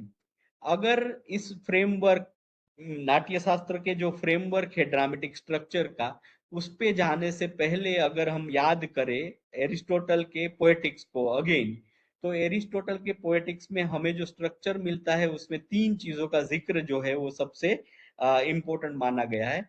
वो है proper beginning, I mean beginning, again proper word as an adjective हर एक जगह पे ऐड किया गया है। वो है मिडल में भी proper middle and proper end. But when it comes to the Natya Shastra, तो उसमें जो ड्रामेटिक स्ट्रक्चर के बारे में जो बात की गई है उसमें बिगिनिंग के बाद, उस बिगिनिंग को, उस एनवायरनमेंट के एस्टेब्लिशमेंट के बाद डेवलपमेंट के बारे में भी बहुत ही उसको भी बहुत इंपॉर्टेंस दिया गया है। तो बिगिनिंग के जो दो अगर स्टेजेस को देखे, बिगिनिंग और डेवलपमेंट, उसके बाद इंट्रोड्यूस करना है कन्फ्लिक्ट को, जिसके कारण पूरा जो नरेटिव स्ट्रक्चर जो है कहानी का वो उभर के आएगा, जो बन बन के सामने आएगा। तो कॉन्फ्लिक्ट है वो तीसरे स्टेज पे आता है। और अगर हम स्क्रीन प्ले राइटिंग के जो सिद्धांत को देखें, तो उसमें कॉन्फ्लिक्ट वाला जो पार्ट है या जो डेवलपमेंट वाला जो पार्ट है उसको एस्केंडिंग स्ट्रक्चर के रूप में दिखाया जाता है कि यहाँ से पूरी जो कहानी का जो आर्क है वो पूरे इंटेंसिफाई होना शुरू होता है, और उसके बाद वो पहुंचता है क्लाइमेक्स पे। क्लाइमेक्स पे जो चीज आती है स्ट्रक्चर में, उसके बाद जो होल ऑफ द एक्शन है, जो डिस्केडिंग ऑर्डर है, वो हमें देखने को मिलता है। तो क्लाइमेक्स फोर्थ एलिमेंट है, और फिफ्थ एलिमेंट है कि जिस कन्फ्लिक्ट को हमने एस्टेब्लिश किया था, उस कन्फ्लिक्ट को रिजोल्व करना, उसके साथ फिल्म का एंड, ये फिफ्थ जो पहलू है वो रेजोल्यूशन बन के हमारे सामने आता है। तो ये जो पूरा ड्रामेटिक स्ट्रक्चर है, उसको आप हूबहू कोई भी फिल्म है उसमें आप देख सकते हैं। और इवन जो फिल्म के जो स्क्रीन प्ले राइटिंग की जो बुक्स है, उसको भी देखे, या उसके जो डेमोन्स्ट्रेशन को देखे कि how the screen play should be developed, तो उसमें भी आपको इन पांचों की पांच चीजें जो हमें नाट्य शास्त्र में मिलती है, उसको आप फिल्मों के माध्यम से भी देख सकते हैं। अगेन उसी चीज को अगर हम एक एग्जाम्पल से समझे, जो मैं आपको लास्ट स्लाइड में बता रहा था, तो उसमें जो प्लॉट का जो प्रोग्रेशन है वो किस तरह से होता है, उसको हम समझते हैं। सबसे पहले एस्टेब्लिश किया जाता है कि भारत में किसका कौन कॉलोनी बना के रह रहा है। ब्रिटिश का एम्पायर हमें कॉलोनी बना के रखा हुआ है। तो British empire is in the full fledged way से हमें रूल कर रहा है। वहां से हमने स्टार्ट किया, एंड वो हमें कॉलोनी बना के रख रहे हैं। तो हमारी जो इंडिया के लोगों की हालत है, वो कैसी हालत है? स्लेव जैसी हालत है। इससे पूरा जो फंडामेंटल जो एस्टेब्लिशमेंट है वो हमें देखने को मिलता है। Then in the establishment part only we also see that Britishers है वो कुछ नया लगान, कुछ नया जो टैक्स है, वो लोगों पे लाने की कोशिश उस प्रोसेस में है। और उसका जो डेवलपमेंट है, जो बिगिनिंग पार्ट का जो एस्टेब्लिशमेंट पार्ट है, उसका डेवलपमेंट हमें दिखता है कि विलेजर्स है, they are not happy with the new tax regime which was introduced by the British Empire. अब इस कॉन्फ्लिक्ट को सामने रखते हुए कि उन्होंने टैक्स को हमारे सामने रख दिया है कि इस टैक्स को आपको पे करना है। अब वहां से जो कॉन्फ्लिक्ट है वो हाइटन अप होता है, और उस कॉन्फ्लिक्ट में जो डिसाइड होता है कि ये टैक्स रहेगा कि ये टैक्स चला जाएगा, वो डिफाइन करेगा एक क्रिकेट मैच, राइट। तो वो क्रिकेट मैच है, वो बन जाता है बैटल फील्ड, वो बन जाता है कॉन्फ्लिक्ट। और उसके बाद वो जो क्रिकेट मैच खेला जाता है, उस क्रिकेट मैच में भी हमें बहुत ही सारे इमोशन के उतार चढ़ाव है वो देखने को मिलते हैं कि कभी ब्रिटिश एम्पायर है वो हावी है, कभी इंडियन जो लोग है वो हावी है, इंडियन टीम है वो हावी है। और क्लाइमेक्स का वो मोमेंट आता है फाइनल बॉल पे, weather India will win the match, in the sense कि ये टैक्स चला जाएगा कि नहीं चला जाएगा, वो आता है क्लाइमेक्स के ऊपर। और हम देखते हैं कि वो टैक्स है वो चला गया, वो टैक्स से बच गए। द रीजन वाज दैट कि जो भारत है वो मैच को जीत गया। तो वो विक्ट्री है, वो रिजोल्यूशन बन के आती है, और उसी रिजोल्यूशन में हम जानते हैं कि जो टैक्स टैक्स था, वो टैक्स इंडियन पर से हटा लिया गया। ये बहुत ही आइकॉनिक पोस्टर है जिसके बारे में हम सब लोग जानते हैं। ये जो व्याभिचारी भाव के बारे में मैं आपको बता रहा था, तो उसमें म्यूजिक का, डांस का बहुत बड़ा रोल है। बट अगेन वो एक ऐसा सेगमेंट है जिसके बारे में आज बात नहीं करेंगे। बट ये जो ड्रामेटिक स्ट्रक्चर है, जो किसी भी स्टोरी को एक इमोशनली इंटेंसिफाइड वे में लोगों के सामने रखने के लिए कैसे उस स्ट्रक्चर्ड वे से, स्ट्रक्चर्ड अप्रोच से उसको, एक कहानी को नाट्य के माध्यम से हो या सिनेमा के माध्यम से हो, उसको ले जाया जा सकता है। उसका फ्रेमवर्क हमें नाट्य शास्त्र से मिलता है। चलिए, बहुत बहुत आभार आपका भाई विकास जी। आपने नाट्यशास्त्र के उन उदाहरणों को और उसमें निहित जो उसके सिद्धांत हैं, उन कसौटियों पर जिस तरह से प्रमुख फिल्मों को कसा है और उसका विश्लेषण किया है, निश्चय ही बहुत ही रोचक ये सारा का सारा विवरण है। इसके पहले कि प्रश्न उत्तर आमंत्रित करें, मैं अनुरोध करूंगा एक बार फिर अम्बुज जी से कि हमारे आज के जो स्पीकर हैं, इनकी आज की इस हमारी शाम की यादगार में उन्हें ई सर्टिफिकेट और ई मेमेंटो भेंट करें। अम्बुज जी,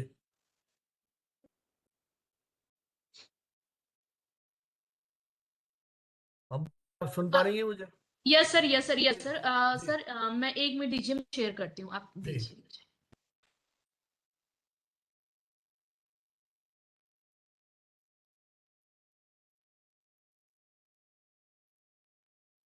और उसके बाद जो भी हमारे मित्र सवाल पूछना चाहते हैं वो अपना माइक ऑन करें और अपना परिचय दें, कहाँ से हैं, किस यूनिवर्सिटी में या इंस्टीट्यूशन से जुड़े हुए हैं, और अपना सवाल पूछें।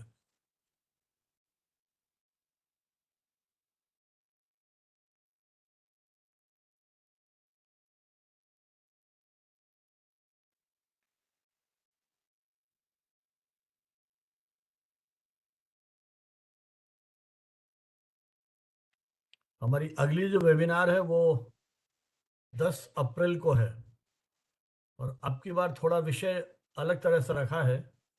एक रिसर्च स्कॉलर हैं सेंट्रल यूनिवर्सिटी ऑफ राजस्थान में, अंकिता पटेल। उनको अक्सर मैं फेसबुक पे रोज कुछ न कुछ लिखते हुए देखता रहा, तो मुझे लगा क्यों नहीं इनसे कुछ बातचीत की जाए। तो उनको विषय दिया है फुटनोट्स में छिपी जिंदगी, a research scholars untold story. तो मुझे लगता है जो हमारे रिसर्च स्कॉलर्स हैं या बनना चाहते हैं या जो रिसर्च कर चुके हैं, उन्हें कुछ अपनी पुरानी नई स्मृतियों को और आने वाले चैलेंजेस को समझने की मदद मिलेगी। अब देखते हैं इस विषय को वो कैसे डील करती हैं। तो 10 अप्रैल को अपनी मुलाकात होगी, शाम को वही 5:30 बजे।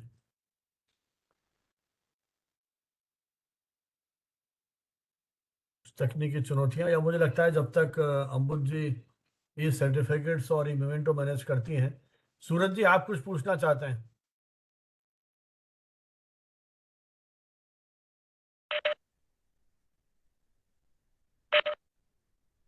सर नमस्कार, मंच को नमस्कार। आवाज आ रही है सर? हाँ बिल्कुल आ रही है। जी सर, मैं सूरज देव प्रसाद और विद्या विश्वविद्यालय में मैं सहायक प्रवक्ता हूँ पत्रकारिता एवं जनसंचार विभाग में। सर हम लोग जो इंडियन नॉलेज सिस्टम है इसमें भी और पत्रकारिता में तो हम लोग नाट्य शास्त्र 5वां वेद हम लोग पढ़ाते ही रहे हैं। साहित्य में भी हम लोग नाट्य शास्त्र को पढ़ते रहे हैं, और इसमें कोई संदेह नहीं सर कि जितने भी फिल्में हैं या नाटक हैं उन तमाम जगहों पे नाट्य शास्त्र के जो जितने भी रस हैं या जो भी उसमें भरत मुनि जी ने इंटरप्रिटेट किया है उसके चीजें मिलती है। लेकिन मुझे नहीं लग रहा है कि जो ये फिल्म बना रहे हैं वो लोग मैक्सिमम लोग जो है नाट्य शास्त्र को पढ़ करके उसके सारे रसों को इंटरप्रिटेट करके और इस तरह से फिल्म बना रहे होंगे। और वर्तमान समय में जानना चाहता हूं कि सर नाट्य शास्त्र को और ज्यादा विस्तारित, जैसे इंडिजिनस जो हमारी नॉलेज है, इंडियन नॉलेज सिस्टम है, उसको और जड़ों तक पहुंचाने के लिए, खास करके नाट्य शास्त्र को ही आधार हम मान लें, तो और इसको गहराई तक जड़ों को स्थापित करने के लिए हम यहाँ पे हम पूरे देश में और क्या क्या हो रहा है सर?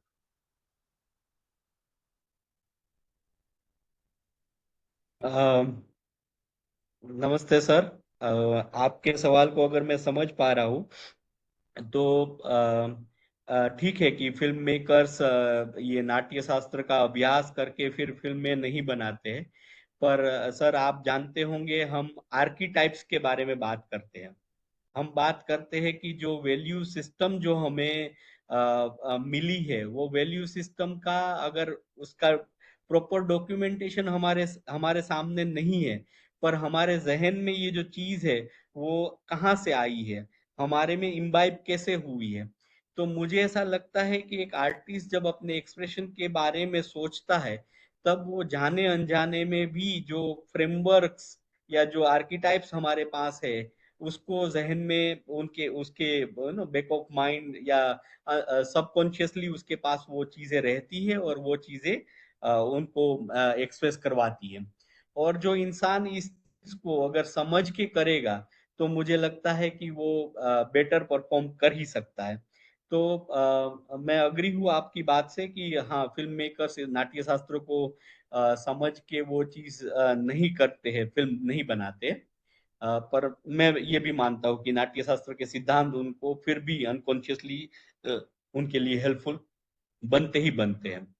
आपका जो दूसरा चरण का सवाल था कि आईकेएस और नाट्य शास्त्र को हम कैसे पहुंचाएं, तो मुझे ऐसा लगता है कि सर हम आज तक अगर आर्ट को समझने के लिए एक ही फ्रेमवर्क के बारे में समझते थे, आई मीन एक ही फ्रेमवर्क हमारे पास था, वो था एरिस्टोटल वाला, और पोएटिक्स ही एक आधार था।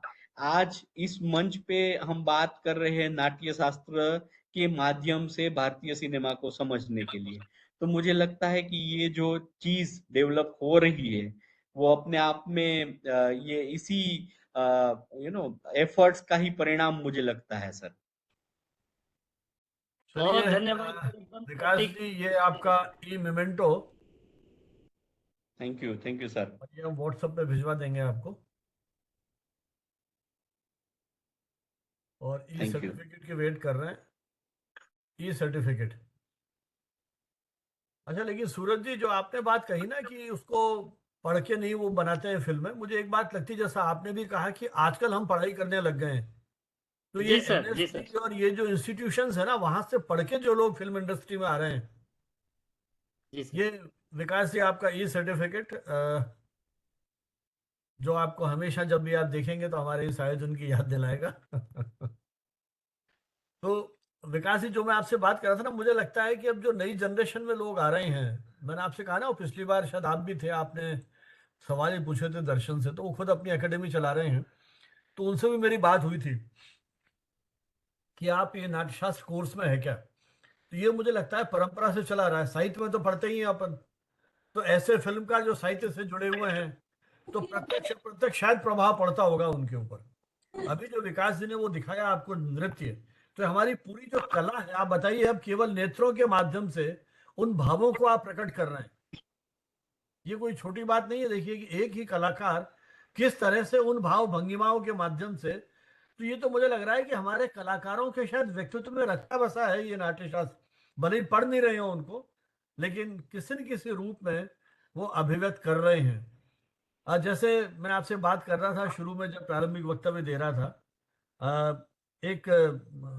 कवि का नाम भूल रहा हूं मैं, सूरदास जी शायद नहीं थे, रहीम का या किसका है ये, कहत नटत रीजत खिलत मिलत मुस्कात है, भरे बौन में करत नैनन से ही बात है। कहत नायक ने कुछ कहा, अब कल्पना करते रहिए आप क्या कहा, नटत नायिका ने मना कर दिया, जिस अंदाज से मना किया उस पर खींच हुई, कहत नटत रीजत खींचत, है ना, मिलत खिलत मुस्कात, इसी बातचीत में नेत्र से नेत्र मिल गए, मुस्कुरा गए, भरे भवन में नैनन से ही कर, नेत्रों से ही बात कर रहे हैं। तो बताइए कितनी सारी भाव भंगिमाएं हैं जो एक कलाकार, एक साहित्यकार, एक कवि, उन चीज, और ये तो मैं शताब्दियों पुरानी बात कर रहा हूं आपसे, आज की नहीं है ना, तो कहीं ना कहीं इनका इम्पैक्ट, और ये बड़ा जोरदार बात है, जब ये विकास जी कह रहे थे कि ब्रह्मा जी ने लिखने के लिए कहा, ये पहले ब्रह्मा जी फटाफट आ जाते थे, रामायण भी ब्रह्मा जी के कहने से लिखी गई, वो जो श्लोक बोला ना, माश निशा त्वम गए प्रतिष्ठा समय, अचानक ब्रह्मा जी आ गए, जब उनको कहा वाल्मीकि को कि इसको आधार बना करके एक रामायण की रचना करो, और सारा घटनाक्रम तुमको वैसे ही दिखाई देगा जैसे हाथ पे रखा हुआ आंवला। पाणिनि ने जो व्याकरण, पूरा संस्कृत का व्याकरण, रील रिक्त, वो भी ब्रह्मा जी ने डमरू बजा दिया अपना, 14 सूत्र जो मर्जी आए सोच लो। ये अब ब्रह्मा जी नहीं आते हैं, पहले फटाफट आते थे, काश अभी भी आ जाए तो शायद कोई और कालजयी रचनाएं जो हैं वो लिखी जा सके। है ना, भले ही किंवदंतियां हो, लेकिन सब हमारा साहित्य तो अपने आप में अद्भुत है ना। निश्चित रूप से सर। चलिए, हाँ जी, और कोई सवाल टिप्पणी? इस बीच में अम्बुज जी, आप ये इनको यदि फीडबैक लिंक शेयर कर सके पार्टिसिपेंट्स को, तो वो अपने सर, कर सर्टिफिकेट दिया है, अपडेट कर दिया है, मैंने कर दिया? फीडबैक ठीक है लिंक फिर, शेयर ठीक कर है। दिया है। ठीक है। हाँ सोनू, कुछ पूछना चाहते हो? सर बस इतना ही कहेंगे कि आपका ये जो अभियान और ये जो यज्ञ है ना, ये निरंतर इसी तरह चलता रहे, क्योंकि जब कोरोना काल समाप्त हुआ तो हमें ये हमेशा चिंता सताती रही कि ये कैसे कार्यक्रम कब होंगे, कहाँ ये मिलेगा, मगर आपका ये जो कम्युनिकेशन टुडे के माध्यम से हमेशा जो ये जो निरंतर जो यज्ञ चलता है, हमेशा विद्वानों को लाना और नए नए चीज़ों को जानने का मौका मिलना, ये हमारे लिए सौभाग्य की बात है। क्योंकि जब भी सर आप YouTube का लिंक डालते हैं, हम IYC के ग्रुप में कई ऐसे छात्र हैं पटना यूनिवर्सिटी के, सर पूछते हैं कि संजीव सर कौन है, हम उन्हें बताते हैं कि संजीव सर जयपुर से हैं, और वो बोलते भी हैं कि कम्युनिकेशन टुडे का सबसे बड़ी बात है सर आपकी कि जब भी कार्यक्रम समाप्त होता है मेरे छूट भी जाती है तो इसकी रिकॉर्डिंग आप उपलब्ध करवा देते हैं। और ये रिकॉर्डिंग मैं कोशिश हमेशा करता हूँ जैसे ही आप डालते हैं उन तमाम ग्रुप में शेयर कर देता हूँ ताकि वो उन लोगों तक पहुंचे। ऐसे ऐसे जो विषय को आप उठाते हैं जो किसी के दिमाग में भी ये नहीं आ पाता है। मेरे साथ कल मेरे साथ आपका मैंने सोचा था कि आपको मैं स्क्रीन शॉट भेजूं। अजय सर जो है पटना यूनिवर्सिटी का असिस्टेंट प्रोफेसर है इंग्लिश के, वो मुझे यंग हैं, वो उन्होंने आपका नंबर मांगा मुझसे कि भाई इतने ज्वलनशील मुद्दे वो सुनते हैं आपके चैनल को खोलते हैं तो मुझे हमसे पूछ रहे थे कि संजीव भद्रावत सर का आप नंबर मुझे दे दीजिएगा। मैं 1 घंटा पहले मैंने उन्हें नंबर दिया है, वो 2 बार मैसेज कर चुके थे। मैं सर से बात करूंगा, सर से जानना चाहता हूँ कि इतने सारे महत्वपूर्ण विषय बहुत छूट जाते हैं। तो मेरा बस एक ख्वाहिश था सर फीडबैक देने का। और जो यहाँ आए हैं सर मैं उन्हें धन्यवाद देता हूँ कि हम जैसे जो यंग जनरेशन जो पत्रकारिता की दुनिया से जुड़े हुए हैं और ये हमेशा हम लोगों को जो जानने का जो अवसर आप लोगों से मिलता है, मैं समझता हूं कि अपने पत्रकारिता के माध्यम से ऐसे ऐसी चीजों को करने में और ऐसे ऐसे चीजों पर कुछ मुद्दे को उठाने में बहुत ही मददगार साबित होगा। तो ऐसे ऐसे कार्यक्रम सर आप करवाते रहें, हम हमेशा जुड़ते रहेंगे। धन्यवाद। बहुत धन्यवाद सोनू, आप पिछले कई वर्षों से लगातार हमारे साथ जुड़ रहे हैं। बहुत बहुत आभार आपका, आपके इन दुआओं के लिए। विकास जी ये बिहार से हैं सोनू जी, और रेगुलर अपने यहाँ कई सालों से जुड़ रहे हैं और बहुत सक्रिय रूप से भाग लेते हैं। बीच में परेश जी ने भी अपना वीडियो ऑन किया था। परेश जोशी जी, आप कुछ पूछना चाहते हैं या टिप्पणी करना चाहें? नहीं है। कोई और मित्र?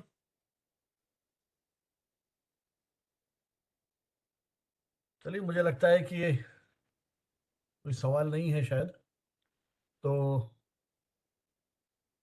प्रियंका जी आप सुन रहे हैं क्या? प्रियंका जी, ये तो वोट ऑफ थैंक्स के लिए प्रियंका जी को बुला लूं मैं? नहीं सुन रही है शायद।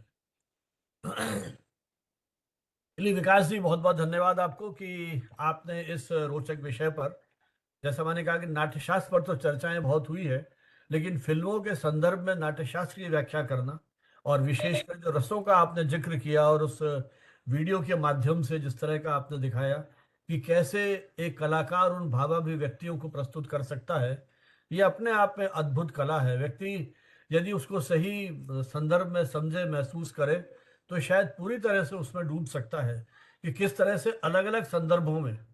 और निश्चित रूप से जब हम फिल्म देखते हैं, भले हमने नाट्यशास्त्र न पढ़ा हो, लेकिन उसके बावजूद उन सारी अनुभूतियों को कहीं ना कहीं महसूस करते हैं। और जब नाट्यशास्त्र पढ़ करके हम उसको समझ करके, सुन करके, जैसा सोनू ने अभी कहा, सुन करके भी अब आप फिल्में देखेंगे तो कहीं ना कहीं आपकी दृष्टि में बदलाव आएगा और आप सोचेंगे कि इन सारी भावानुभूतियों को हमारे देश के प्राचीन मनीषियों ने कितने वर्षों पहले महसूस कर लिया था। और जैसा विकास जी ने कहा कि सब जो हमारे देवता हैं वो भी चकित रह गए उन परफॉर्मेंस को देख करके, जब भरत मुनि ने ये सब कुछ लिखा और मंचन हुआ। और ये चमत्कार आज भी होता है। संदर्भ बदल गए। जब पहली बार मनुष्य ने, ल्यूमर बंधुओं ने फिल्मों का चलती फिरती आकृतियों के माध्यम से बंबई के वॉटसन होटल में जो प्रस्तुतियां दी थी, तो लोग पहुंच गए, टिकट खिड़कियां टूट गई, वहां पर इतनी भीड़। पहली बार आप चलते फिरते देख रहे हैं लोगों को, और आप एआई जनरेटेड फिल्म देखते हैं तब भी आप चकरा जाते हैं। तो ये जो चमत्कार या चकित होने का संदर्भ है वो प्राचीन काल से चला आ रहा है, चाहे वो देवता है चाहे इंसान है। तो ये एक अद्भुत यात्रा है। और इन छोटे छोटे प्रसंगों के माध्यम से, इन संक्षिप्त सारगर्भित बातचीत के माध्यम से हम उस पूरी परंपरा से कहीं ना कहीं जुड़ते हैं। जब सूरज जी के मन में ये चिंता होती है कैसे आईकीएस के माध्यम से हम हमारे कोर्सेज को और ज्यादा लाइवलीनेस बनाएं, कैसे जीवंत बनाएं, और हमारी जो एनईपी है, नेशनल एजुकेशन पॉलिसी, उसमें तो न सिर्फ मीडिया में बल्कि हर विषय में प्रयास किया जा रहा है। आईकीएस के सेंटर्स यूनिवर्सिटी में बन रहे हैं कि किसी तरह से आईकीएस को इनके साथ जोड़ा जाए। हम जब भी मौका मिलता है वेस्टर्न थिंकर्स को कोट करते हैं, जबकि हमारे पास इतनी समृद्ध वैचारिक परंपरा है जिस पर ध्यान दिया नहीं है। हालांकि ये बहुत चुनौतीपूर्ण कार्य है, अच्छी पुस्तकें नहीं मिलती हैं, व्यवस्थित रूप से लिखा नहीं गया है। वेस्टर्न थिंकर्स के जब कुछ मित्रों से बात होती है, उन सिद्धांतों को बाकायदा उन्होंने एक प्रॉपर तरीके से लिखा है, इसलिए हम उन्हें कोट करते हैं। हमारे यहाँ वो चीज़ें अभी नहीं आई हैं। तो जब प्रॉपर तरीके से ये सब चीज़ें लिखी जाएंगी, कोर्सेज में चीजें जुड़ेंगी तो हमारे यहाँ ट्रेनर तैयार होंगे और ये चीज निश्चित रूप से आपसे आगे बढ़ेंगी। और आप जैसे युवा साथी, जब विकास जी जैसे बिल्कुल नए शिक्षक हैं अभी, और मुझे तो बड़ा अच्छा लगता है कि जब इनका मुझे लिंक्डइन पे मैसेज मिला कि मैं स्वयं इस विषय पर बात करना चाहता हूँ, तो मुझे लगता है कि ये जो हमारी पूरी की पूरी विचार आंदोलन की जो परंपरा है, इसमें यदि आप इतनी सारी वेबिनार्स में जुड़ करके और कहीं ये महसूस करते हैं कि मैं भी अपने जो भी हमारे दर्शक हैं, श्रोता हैं, पार्टिसिपेंट्स हैं, उनके साथ संवाद करना चाहता हूं, तो मुझे लगता है कि ये एक बहुत अच्छा इनिशिएटिव है, बहुत अच्छी पहल है। और मैं तो हमारी जो ऑडियंस में हमारे मित्र लोग, उनसे भी अनुरोध करूंगा कि वो भी कोई इस तरह के रोचक विषयों पर संवाद करना चाहें जो उनका एरिया ऑफ रिसर्च है, क्योंकि ये तो हमारी पूरी यात्रा है। हर वीक हमें कहीं ना कोई बात करनी है, ये अनवरत चलेगी। तो आप हमें मैसेज करें, बताएं कि साहब इन विषयों पे बात करना चाहते हैं। हमारा यूट्यूब का जो चैनल है उसको आप सब्सक्राइब करें, उसका जो यूट्यूब का जो कमेंट बॉक्स है उसमें आप लिखें। मेरी कोशिश है कि हर कमेंट पे मैं रिप्लाई करता हूं। तो कहीं ना कहीं इस यात्रा को हम सामूहिक रूप से और आगे बढ़ाएंगे। तो आप जब भी कभी हो इस आंदोलन को आगे बढ़ाने के लिए सहयोग दीजिए। मैं बहुत बहुत आभारी हूँ। आपने इतना समय दिया और इस विषय को बहुत ही सारगर्भित तरीके से प्रस्तुत किया, और बहुत बहुत धन्यवाद। और 10 अप्रैल को अपन फिर मिलेंगे एक नए विषय के साथ। 10 और उसके बाद 13 अप्रैल को राजस्थान में राजस्थान पत्रिका दैनिक अखबार है, बहुत पुराना, उसके जो संस्थापक थे कर्पूर चंद जी कुलिश, उनका शताब्दी वर्ष मनाया जा रहा है। कुलिश से मेरा व्यक्तिगत संबंध रहा है। उनके माध्यम से मैंने राजस्थान का जो हमारा पत्रकारिता पाठ्यक्रम है, वहाँ Rajasthan Patrika gold medal sponsor कराया था। मेरी पहली पुस्तक जो थी प्रेस लॉस पे, उस पर कुलिश जी की टिप्पणी थी। तो एक मेरी स्टूडेंट है शालिनी अग्रवाल, उनको मैंने रिक्वेस्ट की है कि कुलिश जी का पूरा व्यक्तित्व, सामान्य पढ़ा लिखा व्यक्ति, 5वीं 6वीं क्लास पास, एक इतना बड़ा एम्पायर खड़ा कर सकता है राजस्थान पत्रिका जैसा। आज कितने राज्यों से वो छप रहा है, तो उसी बहाने कुलिश जी का जो योगदान है भारतीय पत्रकारिता के संदर्भ में, विशेषकर हिंदी पत्रकारिता को, उसको अपन याद करेंगे। तो 10 अप्रैल और 13 अप्रैल आप याद रखिए। और उसके बाद का जो हमारा एक विषय है, वो एक रांची की एक असिस्टेंट प्रोफेसर है इंग्लिश की, उनका भी ऐसे ही मुझे एक संदेश मिला था। उनकी एक पुस्तक आई है, ये जो आपका न्यू मीडिया में लैंग्वेज वाला एस्पेक्ट है। तो मैंने उनको कहा है कि इमोजीज की जो भाषा है, मतलब कई बार मुझे लगता है कि हमारे पास इतना भी समय नहीं है कि हम 4 लाइन लिख सकें, केवल थम्स अप और मुस्कुराहट करके ही अपना मैसेज कन्वे कर देते हैं। तो उस पर वो किस तरह की मानसिकता हमारी है, या किस तरह की अनुभूतियां, या क्या हम कम्युनिकेट करना चाहते हैं उसके माध्यम से। किसी की मृत्यु है तो RIP, अरे इतनी बड़ी दुखांतिका है, 2 लाइन तो लिख दीजिए सांत्वना के। HBD, हमारे पास 2 लाइन लिखने का समय नहीं है किसी की बर्थडे को विश करने के लिए। तो ये कुछ चुनौतियां मुझे लगती है आज के उस संचार के दौर में। तो उस विषय पर मैं कुछ बातचीत कर रहा हूँ, अच्छा विषय निकल करके आए। तो इस प्रकार से अप्रैल महीने के ये 2-3 प्रोग्राम अभी मेरे फाइनल हैं, तो उन पर अपन बात करेंगे। सोशल मीडिया के थ्रू आपको सूचनाएं मिलती रहेंगी। हमारा व्हाट्सएप ग्रुप ज्वाइन कीजिए। लगभग 1500 मेंबर अपने व्हाट्सएप ग्रुप में हो चुके हैं, जिसमें हम जो भी इस तरह की अकादमिक गतिविधियां हैं उनके बारे में जानकारी देते हैं। आपको जब समय सुविधा हो जुड़िए। बहुत बहुत धन्यवाद। जय हिंद, जय भारत। इसी संदर्भ में सर एक बात मैं रखना चाह रहा था। बिल्कुल बिल्कुल सर, जैसे कि हम लोग IKS में इसको पढ़ा ही रहे हैं, काफी समय से हम लोग इसको पढ़ा रहे हैं नाट्य शास्त्र को। इसके साथ साथ जो नारद मुनि जी को हम लोग एक मार्शल मैकलुहान जो कहते हैं मीडियम इज द मैसेज, तो पढ़ाते पढ़ाते मुझे भी एक चीज समझ में आया कि नारद मुनि तो अपने आप में कम्युनिकेशन के जो 7 एलिमेंट्स हैं वो कंप्लीट अपने आप में थे। वो सोर्स भी थे और रिसीवर भी थे और मैसेज भी थे, मीडियम भी थे अपने आप में। तो मुझे लगता है कि सर जो नारद मुनि को एक बेस बना करके भी हम इसको एक वेबिनार में कर सकते हैं, या हो सकता है सर आपने पहले कभी किया, मुझे नहीं याद तो नहीं है इस पे, ये नहीं किया है अभी। और इसको लेके बात तो होती रहती है, लेकिन अभी बहुत इसको लेकर के बड़े मतभेद बहुत हैं। तो मैं सोच रहा हूँ ऐसा विषय निकले, है ना। आपको ध्यान होगा एक यूनिवर्सिटी में नारद जयंती मनाई गई थी, और हमारे यहाँ अभी करते भी हैं नारद जयंती पे पत्रकारों को पुरस्कार देना करना। जी सर, पत्रकारों का पूर्वज आप मानते हैं नारद मुनि को, और संजय को पहला कमेंटेटर मानते हैं आप। तो एक बात हो सकती है कि प्राचीन दौर में जो कम्युनिकेशन के एलिमेंट्स हैं उसको लेकर के बात हो सकती है, किस तरह से संवाद होता था। तो जी सर। नारद भी हो सकते हैं, संजय का तो अब वो दूर दिव्य दृष्टि पहले संजय के पास थी, आज मेरे आपके सबके पास है। तकनीक सबके पास तकनीक ने है। सुविधा दे दी है आपको। तो इन पक्षों पर भी बात करेंगे, तो आप विषय सोचिए और कुछ वक्ताओं के नाम सुझाइए, आप तैयारी कीजिए इस विषय पर। तो और हाँ। दूसरी चीज सर, दूसरी चीज की जो मेरी जो सबसे बड़ी चिंता है, क्योंकि हम लोग बच्चों के बीच में रहते हैं, तो वहां पे है कि जो हमारी पीढ़ी है उसमें जो आपकी पीढ़ी में या हम लोग जब छोटे छोटे थे, तो उस वक्त जो हम लोग के भीतर ज्ञान के प्रति जो भूख थी, या अपनी जो ज्ञान, जो भारतीय ज्ञान परंपरा उसकी जो भूख थी, वो आज के बच्चों में कैसे डालें करके, तो ये बड़ा कठिन समस्या। कि पढ़ाने के बाद भी उनको मतलब उनके मानस में या कुछ एक्ट में ऐसा कहीं दूर दूर तक नहीं दिखाई देता कि भारतीय संस्कृति को अपना रहे हैं। ऐसा लग रहा है जैसे पाश्चात्य संस्कृति इतना हावी हो गया, इतना घेर लिया है उनको कि वो उसमें पकड़ नहीं पा रहे। तो जी, मुझे मुझे लगता लग रहा है है कि सब इस तरह तरह के के जो लोग आयोजन मिलेंगे। अब विकास जी, मुझे लगता नहीं है कि, हालांकि मैं मिला नहीं कभी, लेकिन मुझे नहीं लगता है कि बहुत सीनियर फैकल्टी मेंबर हैं और अभी से इन्होंने इतने विषयों पर काम शुरू किया है, तो ये भी उसी पीढ़ी के प्रतिनिधि हैं। सोनू को आप जी देख ही सर। रहे हैं, लगातार 3 साल से जुड़ा हुआ है अपने साथ, कितनी वेबिनार्स में। तो जी उसके सर। भी मन में कहीं ना कहीं प्यास है ना सब चीजों को सीखने की। तो हम एक साथ निश्चित। सबको नहीं बदल सकते, ये यात्रा है। और हर हाँ हाँ पीढ़ी हाँ।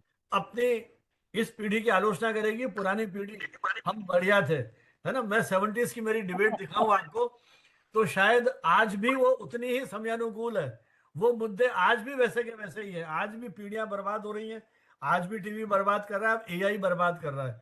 ये चलती रहेगी हाँ। दुनिया। और आप जैसे सही है। हमारे कुछ सर, जो मैं एक बात तो शिक्षक सर हैं जो बोलना कुछ। चाहूंगा। मुझे हाँ मैं एक बात तो सर बोलना चाहूंगा। ये मैं तो आज जो भी कर रहा हूँ सर, वो आपके बीच में कर रहा हूँ, आप देख भी रहे हैं। आज मैं बिल्कुल। सकारात्मक दिशा में हर काम को कर रहा हूँ। पत्रकारिता, अगर मैं आसान रास्ता चूज करना होता तो माइक पकड़कर मैं भी सड़कों पर उतर गया होता है अन्य यूट्यूबर की तरह। बिल्कुल। मगर हमने एक प्रयास ये किया, ऐसे कार्यक्रमों से जो मैंने सीखा है। आज प्रत्येक दिन मैं अखबार डालता हूँ, ई अखबार डालता हूँ, लोगों तक पहुंचाता हूँ। लोग, खासकर जो मेरे साथ छात्र जुड़े हुए हैं, उनका जब ये मैसेज आता है कि भैया द हिंदू आपने नहीं डाला है, इंडियन एक्सप्रेस नहीं डाला है, तो मुझे ये जुनून लगता है कि उन तक ये चीजें पहुंच रही है। लेकिन दूसरी सुनो, चीज ये सर। फीडबैक भी लो कि वो कितने बच्चे पढ़ते हैं, ये भी फीडबैक हाँ लीजिए। अब जैसे जी। हिंदू में एक तो आज वो आर्टिकल बता छपा दीजिए। है, मैं ऑनलाइन पढ़ता हूँ सारे के सारे, मैंने सब्सक्राइब कर रखा है एनुअल। अब एक आर्टिकल है जिसमें बच्चों को, छोटे छोटे बच्चों को जो आप स्क्रीन टाइम में वो एडिक्शन हो रहा है उनका, उसको लेके है। तो वो आगे 2 साल का बच्चे को भी आप वीडियो कॉल से बात करवा रहे हो, है ना। तो जब वो बड़ा होगा तो क्या इम्पैक्ट पड़ेगा, बहुत अच्छी स्टडी है उसके अंदर वो। तो कहने का मतलब है कि डाल तो रहे हो आप, लेकिन पढ़ कितने लोग रहे हैं, एक्सेस कितने लोगों की है।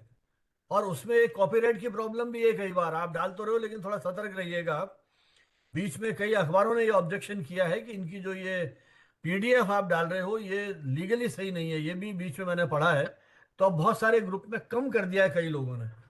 अब आपको पढ़ने के लिए उनका सब्सक्रिप्शन पे करना पड़ता है। लेकिन ठीक है, जब तक कोई ऑब्जेक्शन नहीं कर रहा है आप डालते रहिए, जितने लोगों को भी लाभ हो, है ना। और दूसरी चीज सर, मैं आकाशवाणी का बुलेटिन जो टाइम टू टाइम डालता हूँ, कई सारे लोग सुनते हैं, मैंने देखा है खुद भी। वो लोग बोलते हैं कि कई ऐसे ग्रुप, पोर्टल का तो न्यूज का बहुत सारा है मोबाइल में, मगर जो आप डालते हैं वो हर हाल में यूनिक होता है, इंतजार रहता है। और मैं जिस दिन नहीं डालता हूं, मैंने उन्हें कहा है कि सब्सक्राइब कर लीजिए, तो उन्होंने कहा जी नहीं, आप खुद डालिए ताकि हम लोगों तक वो चीजें पहुंच जाए टाइम टू टाइम। तो ये मेरे लिए बहुत अच्छी बात है। बिल्कुल बिल्कुल। सूरज जी, हमारे यहाँ कहा गया, न रहो न निराश करो मन को। नहीं नहीं, अब निराश सर, मैं बहुत आशावादी हूँ, बहुत सकारात्मक हूँ। बिल्कुल। बस चूंकि सवाल अपने आप में कई बार लगता है कि प्रश्न पूछना एक नकारात्मक वाली स्थिति होती है, तो प्रश्न से क्या होता है सर कि उससे फिर मंथन होता है, तो कुछ चीजें विचार और खुलते सकारात्मक हैं, निकलती विचार है। खुलते हैं, नो डाउट, बिल्कुल होता है ये। हाँ सर, हाँ। प्रश्न मैं बहुत मतलब आप समझिए कि प्रश्न इसलिए पूछता हूँ ताकि थोड़ा सा कहीं एक जो थोड़ी सी भी गुंजाइश है कि ऐसी चीजें, तो मुझे लग रहा है कि जो और अलग अलग जगह लोग कर रहे हैं, आप सब एक मंच पे जोड़ रहे हैं, तो जहां कहीं बल्कि हो रहा है वो चीजें सर आपके माध्यम से सामने आ बिल्कुल, जाती मैं हैं। कई टीचर्स को कहता हूँ, मेरे स्टूडेंट्स जो बन गए हैं, कि अपने स्टूडेंट्स को जोड़िए। नहीं आ पाते हैं स्टूडेंट्स, बहुत कम रेस्पॉन्स मिल रहा है। सेम कंडीशन साथ है हाँ, सर। नहीं आते हैं। और जब कोई आता है तो मैं उससे कहता हूँ कि सवाल पूछो, जैसा भी है। एक अच्छा सवाल आपका नेटवर्किंग करेगा, और वो नेटवर्किंग कहाँ आपको लाभ पहुंचाएगी नहीं पता है। सही बात है सर। तो ये चीजें तो हैं। तो मैं तो बिना इसमें जाए हुए, देखिए, यदि मैं इतना सोचता ना, कभी अपने 100 भी इसमें पार्टिसिपेंट्स और कभी 20 भी रहे, बहुत सोचता तो ये सीरीज कब की बंद हो जाती। हर नहीं सीरीज नहीं के साथ मेरा ये वही तो उमंग, उत्साह, उल्लास है। हर सीरीज ये के सर साथ वही मेहनत करता हूँ, है ना। वही 50-100 ग्रुप में डालना, फेसबुक पे डालना, लिंक्डइन पे डालना, सब जगह डालता हूँ। जितने आए आए, कोई दिक्कत नहीं, हम हमारा काम कर रहे हैं, है ना। बस वो कम्युनिकेशन तो टुडे के ये तो हर नए अंक के साथ मुझे ये अनुभूति होती है कि एक नया क्रिएशन है। नहीं तो 30 साल में तो हतोत्साहित हो जाए, ठीक है यार छपा होगा, है ना। तो मुझे लगता है कि ये यात्रा है, आप मोटिवेट करते रहिए। उन 30, 40, 50 बच्चों में 3 भी तैयार हो गए, अपनी सफलता है, सार्थकता है अध्यापन की। मेरा तो ये एक सिद्धांत है। एक उदाहरण है सर मेरठ का ही। सतीश चंद्र मिश्रा जी यहाँ पे मेरठ में वयोवृद्ध वरिष्ठ पत्रकार थे, लगभग उनकी उम्र 80-85 के आसपास हो गई थी। तब भी वो नियमित रूप से जो उनका 4 पन्ने का जो अखबार था वो नियमित रूप से निकालते रहे। उनकी पत्नी कहती थी कि मैं इनको समझा समझा के थक गई, लेकिन ये समझते नहीं है। तो जब मेरी बात हुई तो उन्होंने कहा था कि लोग बहुत सारे ऐबदारियां करते हैं, बहुत सारे गलत काम करते हैं, अखबार निकालना ही मेरा एक जो है एक ऐबदारी समझो। इसमें 5,000 10,000 रुपया हर महीने लग जाता है, समझो कि एक ऐब है।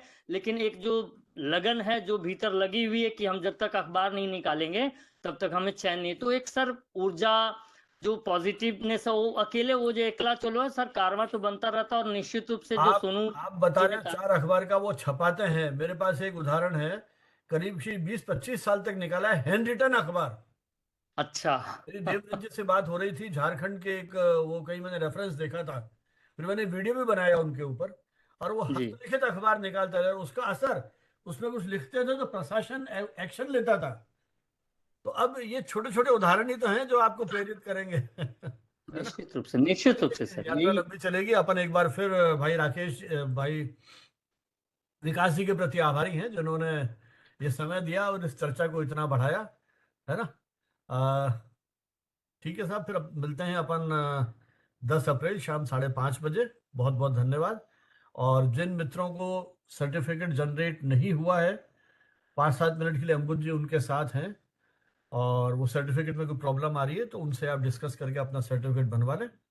और बाकी जो भी क्विट करना चाहें वो स्वतंत्र हैं। जिनके सर्टिफिकेट मिल गए हैं, कई लोगों ने चैट बॉक्स में धन्यवाद दे दिया है कि उनको सर्टिफिकेट मिल गया है ना। Thank you very much sir.